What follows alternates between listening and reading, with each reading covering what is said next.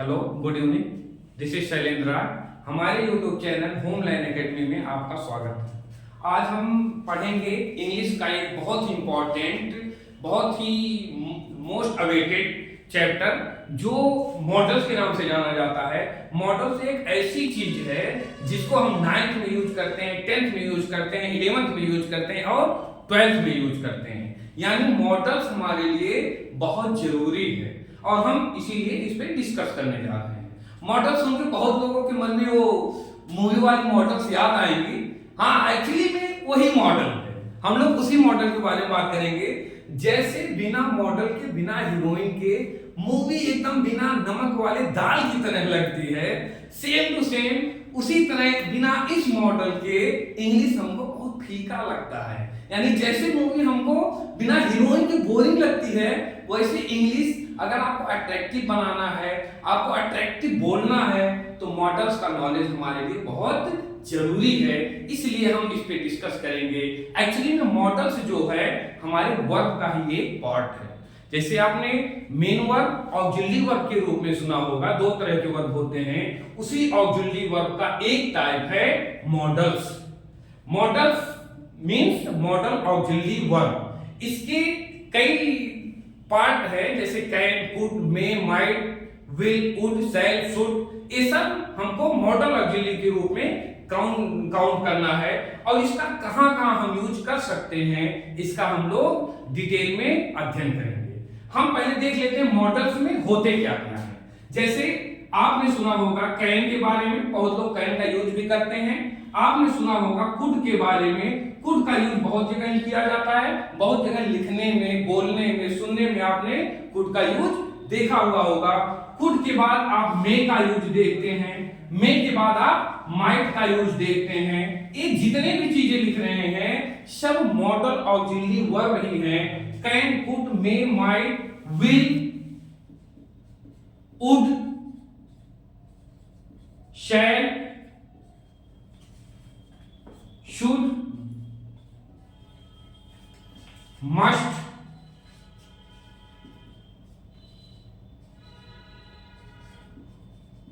और टू। मतलब ये जितने हैं ये सब मॉडल ऑक्सिलरी वर्ब होते हैं। एक्चुअली मॉडल ऑक्सिलरी वर्ब वो वर्ब होते हैं जो कभी भी किसी भी सेंटेंस में मेन वर्ब का रूप नहीं ले सकते हैं। जैसे हम प्राइमरी ऑक्सिलरी वर्ब में अगर मान लें, प्राइमरी ऑक्सिलरी वर्ब के बारे में आपने सुना होगा to be, to do and to have. ये सब होते हैं प्राइमरी ऑक्सिलरी वर्ब।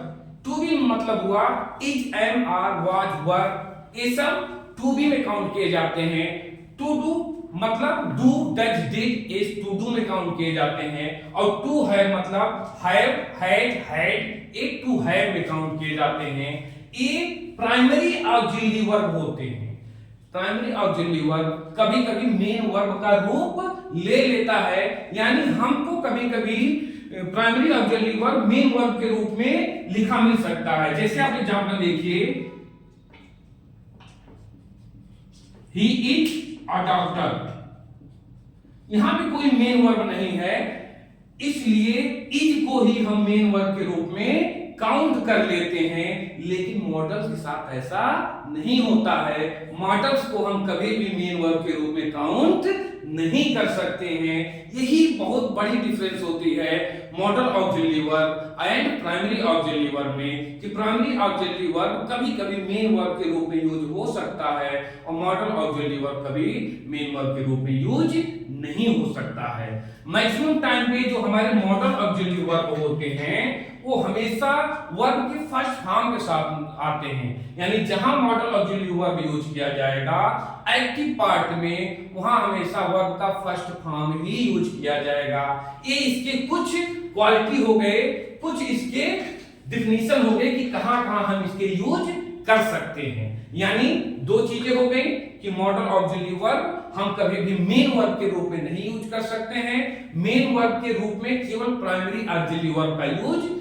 किया जाता है ऑक्सिलरी वर्ब में। अब हम अलग अलग सबको डिफाइन करेंगे, अलग अलग सबको डिस्क्राइब करेंगे कि कहां किस चीज का यूज किया जाता है। जैसे कैन, कुड, मे, माइट को एक साथ हम काउंट कर लेते हैं। अगर इन सब को अगर हम बात किया जाए तो यहाँ पर ज्यादातर चीजें हम कोई भी किसी को परमिशन देने या लेने के यूज में कर लेते हैं, लेकिन कैन का यूज अगर हम परमिशन देने के लिए या परमिशन लेने के लिए करते हैं तो उतना बेटर नहीं माना जाता है। इसलिए जो थोड़ी थोड़ी माइनर थोड़ी डिफरेंसेज है सब में, वो डिफरेंसेज हम यहाँ पे आपको डिस्क्राइब करेंगे। जैसे हम अगर पहले कैन की बात करें, अगर हम कैन की बात करें तो कैन हमेशा हमारी पावर को शो करता है, हमारे एबिलिटी को शो करता है, हमारे कैपेसिटी को शो करता है। तो जहां भी हमको अपने एबिलिटी, अपने कैपेसिटी, अपने पावर को शो करना होगा वहां पे हम कैन का यूज कर सकते हैं। यानी हम क्या लिख सकते हैं, पावर, जहां पे हमको पावर शो करना है, जहां पे हमको एबिलिटी शो करना है और जहां पे हमको कैपेसिटी शो करना है। यानी इन सब चीजों में कैन का ही यूज किया जाता है। उस जगहों पर हम कैन का यूज करेंगे जहां पे पावर शो हो रहा है, जहां पे एबिलिटी शो हो रहा है, जहां पे कैपेसिटी शो हो रहा है। जैसे अभी मैं आपको इंग्लिश पढ़ा रहा हूं तो मैं बोल सकता हूं I can teach you English, क्योंकि मेरे पास एबिलिटी है, मेरे पास एबिलिटी है इंग्लिश पढ़ाने का, तो वहां पे मैं कैन का यूज कर सकता हूं। दूसरी बात, पावर अगर दिखाना है, कैपेसिटी देखना है, मान लीजिए यहाँ पे कई सारे बेंचेज हैं, उस बेंच को हम लिफ्ट कर सकते हैं कि नहीं कर सकते हैं? कर सकते हैं। तो हमारे अंदर पावर होगा तभी ना लिफ्ट करेंगे, तो वहां पे हम कैन का यूज कर सकते हैं। I can lift this bench, मतलब इस बेंच को अगर मेरे अंदर पावर है तभी तो यूज कर सकते हैं। यहां आपकी एबिलिटी हो गई, यहां आपका क्या हो गया, यहां आपका पावर शो हो गया, और दूसरी जगह पे आपकी कैपेसिटी किसी चीज की है तो उसको भी शो करने के लिए कैन का ही यूज किया जाता है। जैसे I can swim across the river,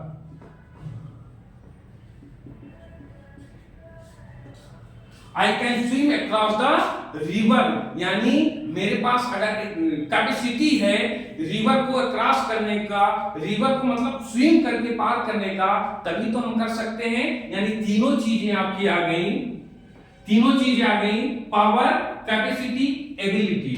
इसीलिए परमिशन लेने के लिए हम कैन का यूज नहीं करते हैं, क्योंकि परमिशन लेने के लिए कहीं ना कहीं जो लिसनर होता है उसके मन में ये हो जाता है कि वो हमको पावर शो कर रहा है। यानी अगर पावर आप किसी से पूछेंगे कैन आई कमिंग, तो ऐसा लगेगा कि वो हमको पावर दिखा रहा है कि भैया तुम हाँ करो या ना करो, अपन तो अंदर आएगा ही आएगा, राइट। इसलिए हमेशा परमिशन लेने के लिए मे का यूज किया जाता है। आप लोग क्लास से बाहर जाते होंगे, देखते होंगे कि मे आई कमिंग मैक्सिमम स्टूडेंट बोलते हैं, उनको भले पता है ना पता हो कि कैन पावर शो कर रहा है, लेकिन एक परंपरा है कि मे ही यूज किया जाता है। उसके पीछे यही बात है कि कैन हमेशा हमारे पावर को शो करता है, और हम किसी को अपना पावर दिखा के परमिशन नहीं ले सकते हैं। पावर दिखाएंगे तो परमिशन कहां हो, वो तो ऑर्डर हो गया। इसीलिए जब भी आप किसी से परमिशन लेंगे तो कैन के सिवाय मे का यूज ज्यादा बेटर माना जाता है। ये सब हो गई हमारी कैन की बातें कि जहां एबिलिटी हो गया, जहां पावर हो गया, जहां कैपेसिटी हो गया, उस जगह पे हम कैन का यूज करते हैं। अब हम देखते हैं दूसरा, कुड।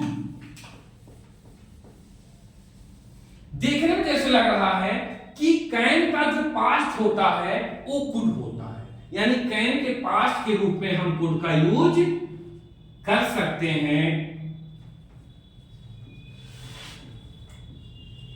आप लोगों ने जैसे नरेशन में पढ़ा होगा, बहुत से बच्चे नरेशन पढ़े होंगे, तो नरेशन में क्या होता है, अगर हमारा रिपोर्टिंग स्पीच पास्ट टेंस में है तो रिपोर्टेड स्पीच का कैन हमेशा कुड हो जाता है। उस हाल में हमारा कैन कुड के सेंस में यूज होता है। और दूसरी बात, कुड भी क्या करता है, हमारे पावर, हमारी एबिलिटी, हमारे कैपेसिटी को शो करता है, लेकिन वो पावर, वो एबिलिटी, वो कैपेसिटी पास्ट की होती है। यानी अगर मेरे पास पास्ट में कोई एबिलिटी, कोई पावर, कोई कैपेसिटी थी तो उसको हम कुड कह सकते हैं। जैसे अभी आप मौजूदा आपके समय में एबिलिटी है कि आप एग्जाम में अच्छे मार्क्स पा सकते हैं, आप मैट्रिक एग्जाम में या इंटरमीडिएट के एग्जाम में अच्छे मार्क्स पा सकते हैं, तो ये आपका प्रेजेंट होगा, you can achieve a good mark. But लेकिन मेरे सेंस में ऐसा नहीं है, क्योंकि मेरा तो बोर्ड का एग्जाम कंप्लीट हो चुका है, तो मेरे पास एबिलिटी थी, मैं पा सकता था। उस सेंस में हम कैन का यूज नहीं करेंगे,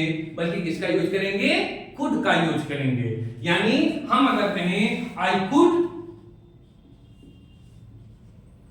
pass my board examination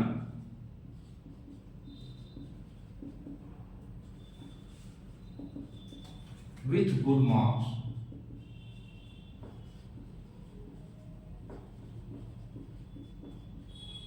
मतलब मेरे पास एबिलिटी थी, मेरे पास इतनी क्षमता थी कि मैं अच्छा नंबर पा सकता था। तो जो ऐसी एबिलिटी आपकी सो हो कि आप पास्ट में वो काम कर सकते थे, पास्ट में आप वो एबिलिटी, वो कैपेसिटी, वो पावर धारण कर सकते थे, तो उस जगह पे हम कैन का यूज नहीं करते हैं, हम कुड का यूज कर लेते हैं। यही होता है कैन का पास्ट। लेकिन क्योंकि कुड भी एक फ्री मॉडल है, केवल इसी सेंस में हम कैन का पास्ट होने के सेंस में इसका यूज नहीं करते हैं, बल्कि और भी इसका यूज इंग्लिश में होता है। मान लीजिए आप किसी से पोलाइट रिक्वेस्ट कर रहे हैं, किसी से विनम्र निवेदन कर रहे हैं, तो आप कैन का यूज तो नहीं कर सकते क्योंकि वो पावर शो करता है, लेकिन कुड कैन का पास्ट होने के साथ साथ फ्री ऑक्सिलरी वर्ब भी है, यानी कुड का अपना भी कुछ विशेषता है। उसमें से एक ये है कि कुड को हम पोलाइट रिक्वेस्ट के लिए यूज कर सकते हैं। किसके लिए यूज कर सकते हैं, पोलाइट रिक्वेस्ट के लिए। यानी किसी से आप रिक्वेस्ट कर रहे हैं या पोलाइट रिक्वेस्ट में कोई क्वेश्चन कर रहे हैं, तो आप वहां कुड का यूज कर सकते हैं। जैसे आप कई लोग बैठे हो, मान लीजिए कहीं पे कोई आकर पूछा कुड आई सिट हियर, इसका मतलब वो आपसे पोलाइट रिक्वेस्ट कर रहा है। हमेशा कैन के पास्ट के रूप में कुड को देखना गलत होता है, सेंस हमारा चेंज हो जाता है। हम कुड को अगर प्रेजेंट मॉडल्स मानेंगे तो आई कुड सिट हियर अगर हम कहेंगे, यानी हम पोलाइट रिक्वेस्ट सामने वाले से कर रहे हैं कि क्या मैं यहाँ पे बैठ सकता हूँ, एक परमिशन ले रहे हैं। यानी पोलाइट रिक्वेस्ट के लिए कुड का यूज बेटर माना जाता है। यानी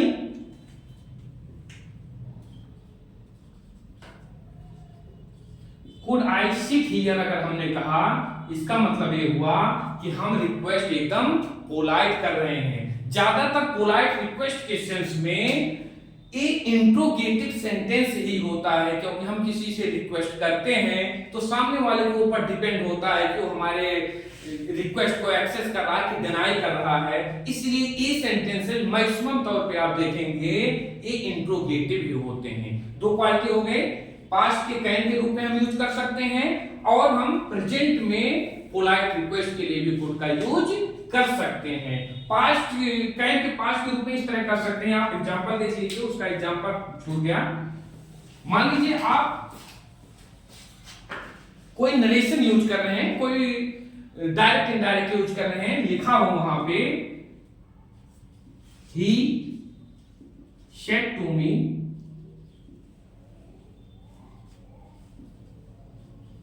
यू कैन स्विम। अब इस सेंस में आप देखेंगे जो यहाँ पे वर्ब है वो पास्ट टेंस में है। अब पास्ट टेंस में होने के लिए नरेशन का रूल आप लोग जानते होंगे, जब हमारा रिपोर्टिंग वर्ब पास्ट टेंस में होता है तो कैन हमारे रिपोर्टेड स्पीच का कुड में चेंज हो जाता है। एक वर्ब कुड का यहां भी हम कर लेते हैं, इसका क्या हो जाएगा, he told me that I could swim. अब आप लोग सोचते हैं यू का आई कैसे हो गया, तो एक फार्मूला होता है जो सेकंड पर्सन होता है वो ऑब्जेक्ट के अकॉर्डिंग चेंज हो जाता है, उस हिसाब से यू का आई हो गया। मेन हमारा पर्पस किसको जानना है, कुड को जानना है। यानी कुड का यूज हमने देख लिया, कैन के पास के रूप में यूज कर सकते हैं, हम रिपोर्टेड स्पीच में कैन की जगह यूज कर सकते हैं, और तीसरा पोलाइट रिक्वेस्ट के लिए यूज कर सकते हैं। इतना कुड के लिए काफी है।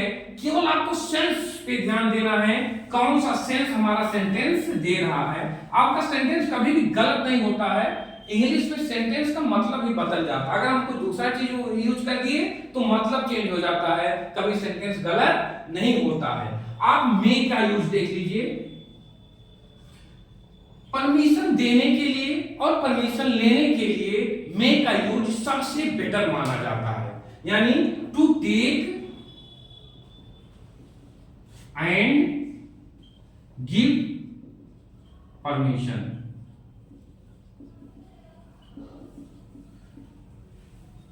जो कैन का यूज था परमिशन देने तक के लिए तो ठीक था, लेकिन परमिशन लेने के लिए कैन का यूज बेटर नहीं माना जाता है। परमिशन देने और लेने दोनों के सेंस में मे का यूज बेटर माना जाता है। जैसे आप लोगों में सबसे कॉमन चीज है, आप लोग अगर पढ़ रहे होंगे, क्लास से बाहर गए, क्लास के अंदर आ रहे हैं, तो एक चीज सबसे कॉमन जो होता है, क्या होता है, मे आई कम इन, सबसे कॉमन ये होता है।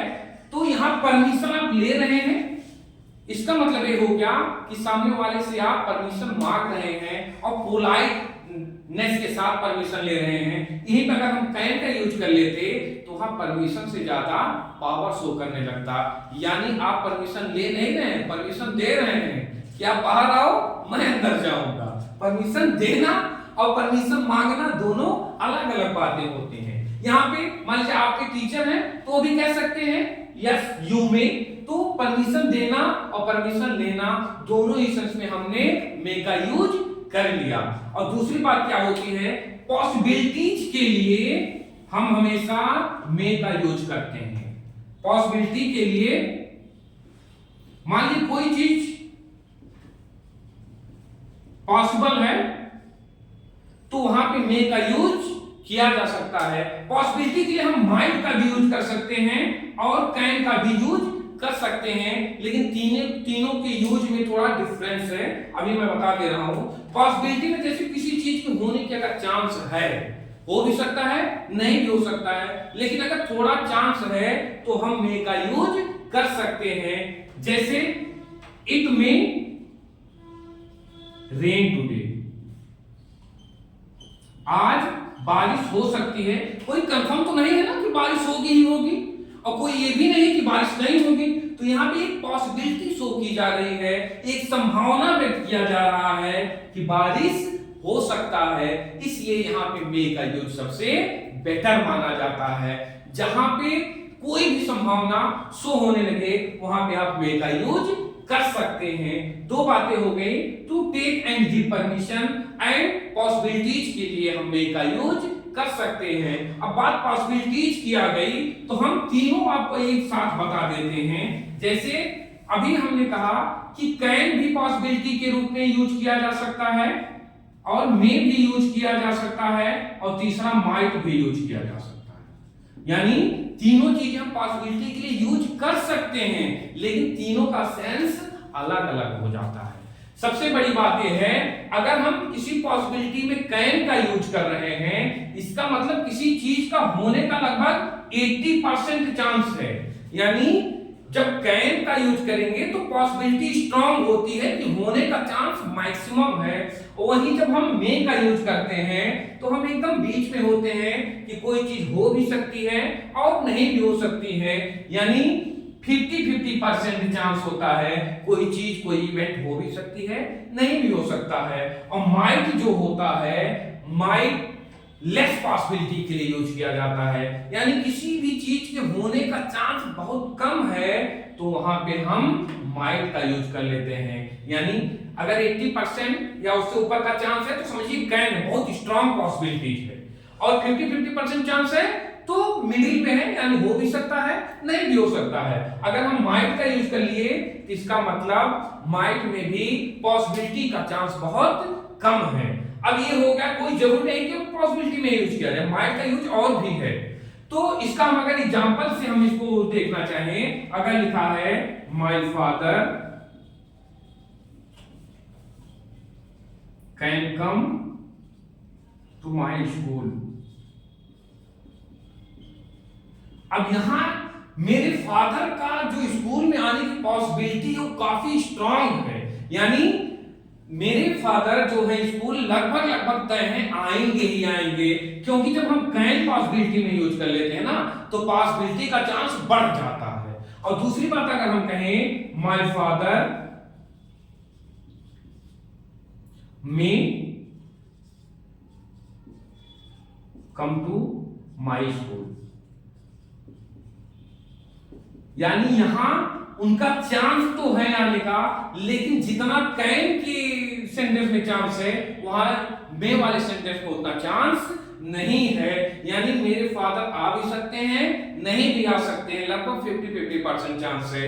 या आप कैन का यूज जब कर लिए तो कैन का चांस काफी ज्यादा माना जाता है। अगर हमने यहाँ पे माइट का यूज कर लिया तो समझ लीजिए चांस हमारा बहुत ही कम है, यानी मेरे फादर का आने का चांस बहुत कम है।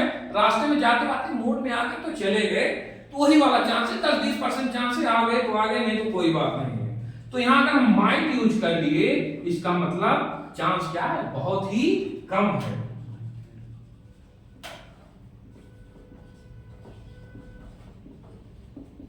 अब तीनों क्वेश्चंस अगर हम देखें पॉसिबिलिटी के लिए तो एग्जांपल से क्लियर हो गया होगा कि जो पहला सेंटेंस है इसके पॉसिबिलिटी के चांस बहुत ज्यादा हैं, जो दूसरा सेंटेंस है इसमें पॉसिबिलिटी के चांस 50-50% है, और जो तीसरा सेंटेंस है उसमें पॉसिबिलिटी बहुत ही लेस है, बहुत ही कम है।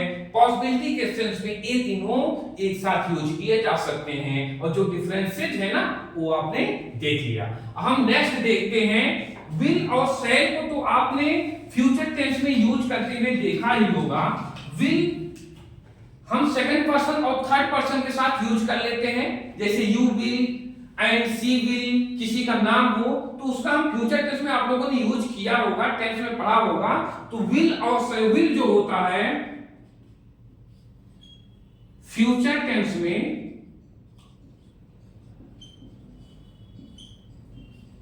Second person and third person के साथ यूज किया जाता है, यानी यहां पे हमको सिंगुलर और प्लूरल का कोई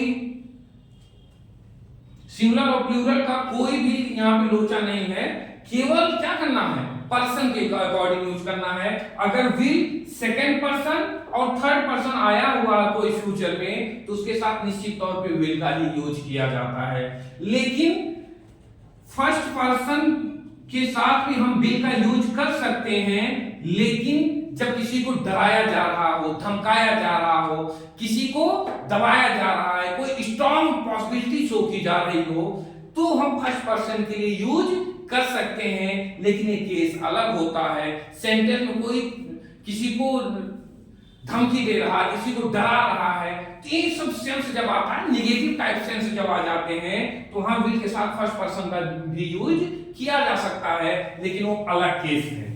अब यहां पे आप देख रहे हैं second person and third person के लिए हम विल का यूज करते हैं, और सेम टू सेम जो पर्सन बचा है शैल उसके लिए यूज किया जाता है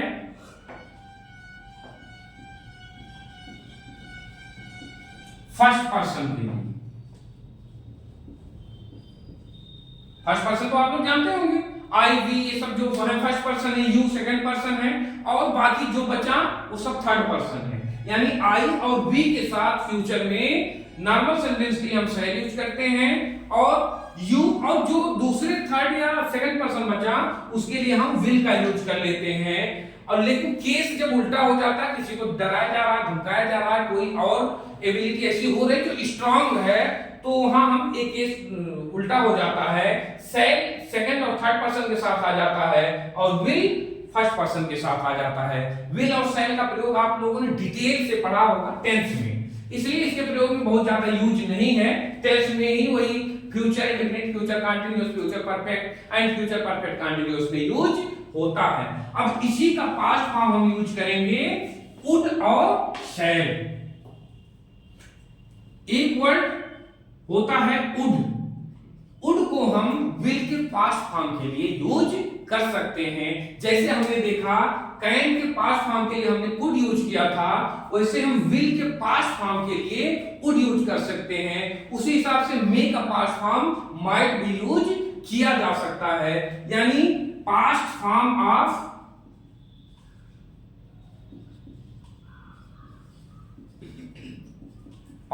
ऑफ विल के लिए भी हम वुड का यूज कर सकते हैं।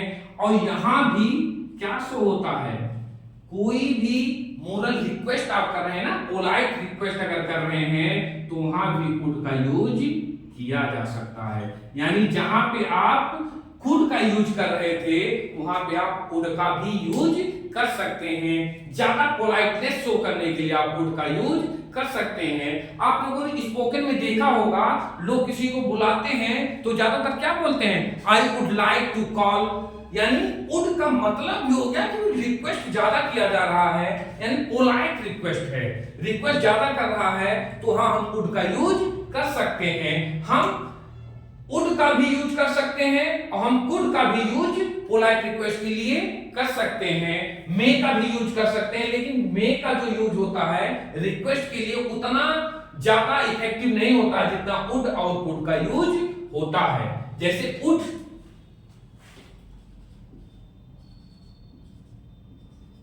आई सिट हियर, जैसे आप कुड लिखे थे उसी जगह पे वुड भी यूज कर सकते हैं, ज्यादा पोलाइटनेस शो करेगा, यानी आपके रिक्वेस्ट को और विनम्र बना देगा।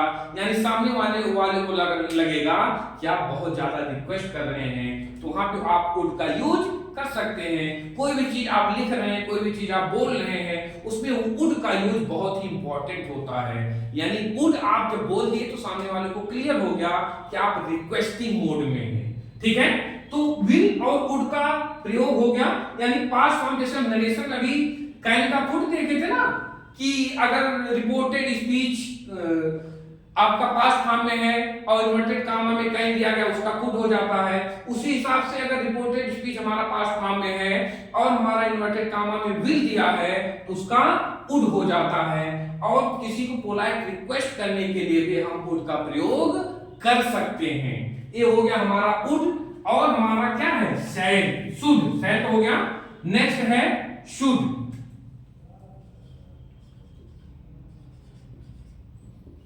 जो शुड है ये भी शैल के पास्ट के फॉर्म में हम यूज कर सकते हैं। पास्ट फॉर्म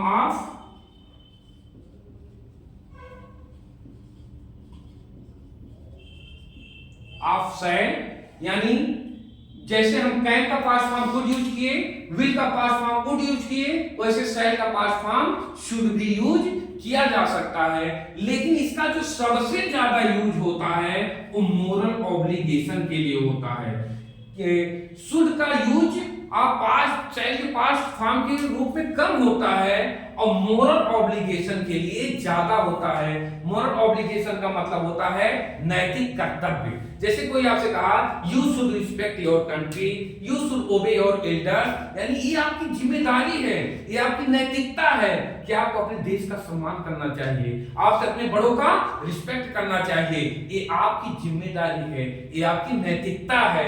इन सब चीजों को शो करने के लिए हम शुड का यूज कर लेते हैं। मोरल ऑब्लिगेशन इसको कहते हैं, यानी नैतिक कर्तव्य या नैतिक जिम्मेदारी।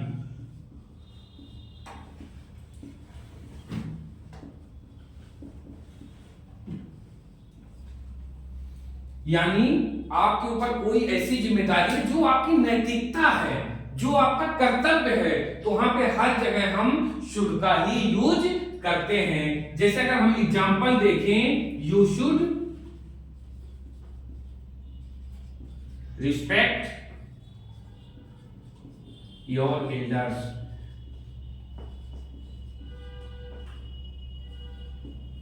यानी आपको अपने बड़ों का सम्मान करना चाहिए। ये आपकी नैतिकता है, ये आपका मोरलिटी है कि आपको सम्मान करना ही करना है। अगर आप सम्मान नहीं करेंगे तो आपकी मोरलिटी शो नहीं होगी। यानी जहां मोरल ऑब्लिगेशन होता है, नैतिक जिम्मेदारी होता है, वहां पे हम शुड का यूज करते हैं। चाहे टेंस प्रेजेंट हो या पास्ट हो, उससे मतलब नहीं है। हम हमेशा शैल के पास्ट के रूप में शुड को नहीं देखेंगे।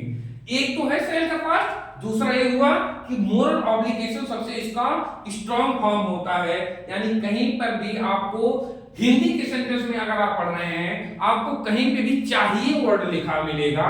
जैसे आपको अपने बड़ों का सम्मान करना चाहिए, आपको स्कूल जाना चाहिए, आपको कोई भी चीज ऐसी किया बताया जा रहा है तो लास्ट में चाहिए, मतलब आपको मोरलिटी बताई जाए, वहां पे हम शुड का यूज बहुत आसानी से कर सकते हैं। यानी past form of shall and moral obligation दो इसके स्ट्रॉन्ग फॉर्म होते हैं जहां पे हम शुड का यूज कर सकते हैं। अब देखिए, अब यहां पे लिखा है एक ought to का मतलब सेम टू सेम वही होता है जो मोरल ऑब्लिगेशन में शुड का यूज होता है। यानी जहां जहां मोरल ऑब्लिगेशन है वो शुड लिखा है, वहां वहां हम ought to का यूज कर सकते हैं। यानी ये भी ought to भी हमको मोरल ऑब्लिगेशन शो करता है। अब इसकी जगह पे हम ought to लिख दें तो भी सेंटेंस क्या है, सही है एकदम से। यानी केवल मोरल ऑब्लिगेशन के सेंस में है, मोरल ऑब्लिगेशन के सेंस में जहां शुड का यूज होता है वहां ought to का यूज कर सकते हैं, और जहां ought to का यूज होता है वहां शुड का यूज कर सकते हैं। इसमें कोई भी दिक्कत नहीं है, कोई भी डिफरेंस नहीं, एक दूसरे के जगह पे हम यूज कर सकते हैं। लेकिन कब, जब मोरल ऑब्लिगेशन हो। पास्ट फॉर्म ऑफ शैल के लिए ought to का यूज नहीं कर सकते हैं, केवल मोरल ऑब्लिगेशन के लिए ही शुड के जगह पे ought to का यूज कर सकते हैं। अब दूसरा एक बचा लास्ट, क्या हमारा है, मस्ट। मस्ट भी आपकी क्या होती है, मस्ट भी हमारी नैतिकता, हमारे मोरल ऑब्लिगेशन शो करते हैं, लेकिन स्ट्रॉन्ग मोरल ऑब्लिगेशन होते हैं। यानी एक कंपल्सन होता है, एक बाध्यता होता है कि आपको करना ही करना है। आपको सुझाव नहीं दिया जा रहा है कि आपको करना चाहिए, बल्कि आपके ऊपर बाध्यता है कि आपको करना ही करना है। यानी मस्ट का यूज हम कब करेंगे, जब हमारा ऑब्लिगेशन क्या होगा, स्ट्रॉन्ग होगा, यानी बहुत ही स्ट्रॉन्ग मोरल ऑब्लिगेशन होगा, तो वहां पे हम किसका यूज कर सकते हैं, मस्ट का। या फिर कंपल्सन, यानी कोई बाध्यता है, मतलब ऐसा मोरल ऑब्लिगेशन जो हमारे लिए बाध्यता होती है, हमको करना ही करना है, वहां पे हम शुड की सिवाय मस्ट का यूज करते हैं, और यही यूज सबसे बेटर हो सकता है। जैसे आप लोगों ने क्वेश्चन पेपर में देखा होगा तो क्या लिखा रहता है, you must attend each section, यानी आपको सभी सेक्शन क्या करना है, अटेंड करना ही करना है। यहां पे जो बाध्यता है, यानी आपको ये बताया नहीं जा रहा है कि आपका मन करे तो कर लो, मन करे तो ना करो, बल्कि आपको एक कंपल्सन दिया जा रहा है, आपके ऊपर एक बाध्यता है कि आपको ये अटेंड करना ही करना है। यानी जहां मस्ट का यूज हो गया वहां समझ लीजिए कंपल्सन होता है। दूसरी बात होता है कोई फिक्स्ड डिटर्मिनेशन होता है,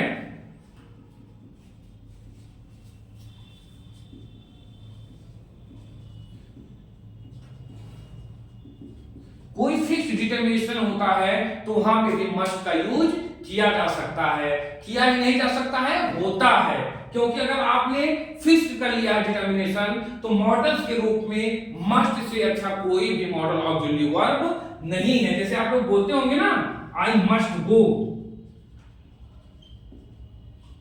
यानी आपका जो डिटर्मिनेशन है वो एकदम फिक्स है। जब आपका डिटर्मिनेशन फिक्स रहेगा तो आप मस्ट का यूज कर सकते हैं। जब आपकी मोरल ऑब्लिगेशन स्ट्रांग है, आपका कंपल्सन शो हो रहा है, तो आप मस्ट का यूज कर सकते हैं। और इसमें फिक्स डिटर्मिनेशन में जैसे आप एक और एग्जांपल देख लीजिए, आई मस्ट वांट